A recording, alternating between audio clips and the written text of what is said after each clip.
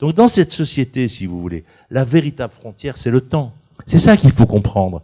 Les sociétés se sont battues sur l'espace. Les sociétés ont fait des conquêtes, on a fait des colonies, on était grands, on a déplacé nos frontières, on a conquis la Belgique, on a conquis l'Algérie, etc. Mais aujourd'hui, la Terre est entièrement habitée. On sait très bien qu'elle est trop petite. L'espérance de vie moyenne, si vous vous rendez compte ce qui se passait si tous les terriens vivaient comme des Français, mais on serait 13 millions, 13 milliards.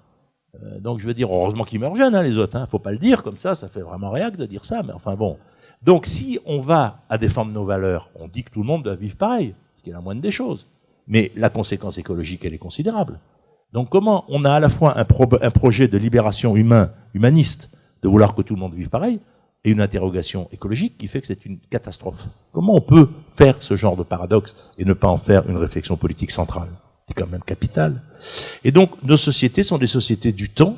Les écolos sont les premiers à l'avoir pensé. L'écologie est la première pensée politique du temps.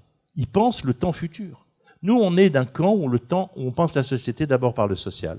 La droite le pense d'abord par les frontières. Historiquement, la droite, c'est l'armée, l'industrie, l'agriculture, les églises, une culture du territoire. Nous, on a une culture du social. Et aujourd'hui, les écolos, même s'ils se prennent les pieds dans le tapis assez souvent, alors après ils m'engueulent, ils disent pourquoi tu tapes sur les écolos alors que tu n'arrêtes pas de dire que l'enjeu écologique est central. Je dis oui d'accord, mais parce que comme parti politique, vous êtes un peu grotesque. Mais les valeurs qu'ils portent sont tout à fait essentielles. Et bien sûr, parce qu'ils ont compris l'enjeu du temps.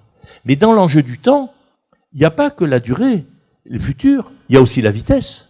Et on est dans une société de la vitesse, on est dans une société de la multi-activité, et donc on est dans une société du manque de temps, alors qu'on n'a jamais eu autant de temps. Mais c'est parce que le nombre de choses qu'on fait, mais c'est insensé. Si vous avez un gamin qui fait pas au moins du cheval et du piano, il va rater sa vie. Si cet été, vous n'avez pas fait 4 départs en vacances, y compris un petit saut, un séjour c'est complètement nul. Donc je veux dire, vous savez, quand on a créé le Club Med, moi j'ai beaucoup travaillé en tourisme, les séjours les plus courts, c'était 3 mois. On vous prenait pas à moins de 3 mois. Parce qu'on avait l'idée qu'on partait en vacances pour se rencontrer. Il fallait qu'on ait le temps de parler, voilà. 3 mois, on prenait. Nous, maintenant, ils sont à 2 jours. Week-end, on peut faire week-end Club Med. Ça a été une bataille. Moi, quand je conseillais le président du Club Med, on était à 1 semaine. Mais ça veut dire que c'est plus le même objet, c'est pas la durée, qui en soi n'a pas un intérêt central. Cette société de la vitesse, de la multi-activité, où je peux téléphoner de ma voiture, etc., etc. Donc, on peut faire un nombre de choses extraordinaires, et du coup, ceux qui font des choses en font de plus en plus. Et du coup, ceux qui n'en font pas, on en a de moins en moins à faire. Moi, j'arrive à diriger une entreprise, j'ai comme mandat d'élu local, je crois que j'ai bien fait mon boulot, j'ai transformé le centre-ville de Marseille, j'écris à peu près un livre par an, je conseille plein de grandes entreprises, mais c'est pas un problème avec Internet, avec mon téléphone portable. Et du coup, ça favorise ceux qui font déjà.